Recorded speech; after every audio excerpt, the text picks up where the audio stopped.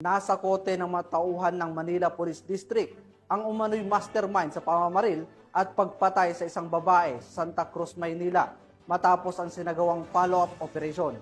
Alamin ang buong detalye ng report mula kay Patrolwoman Ivy Corporal. Naaresto ng Santa Cruz Police Station 3 Intelligence Unit sa follow-up operation ang 36 anyos na alias Ponggay na itinuturing na mastermind sa pamamaril at pagpatay sa 29 anyos na si alias Enang sa Santa Cruz, Maynila. Ayon sa investigasyon ng Santa Cruz Police, kinuha ni Ponggay ang isang gun for hire upang itumba ang biktima na dati umanong asset ng pulisya. Pinaniniwala ang may kinalaman sa ilegal na droga ang motibo sa krimen.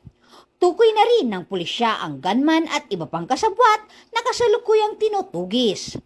Kasong murder ang kinakaharap ngayon ng suspect na nakakulong sa MPD Homicide Section. Mula dito sa Camp Bagong Diwa, Bikutan, Taguig City, ako po ang inyong PNN correspondent, Patrolwoman Ivy Corporal, alagad ng batas, tagataguyod ng Balitang Pulis.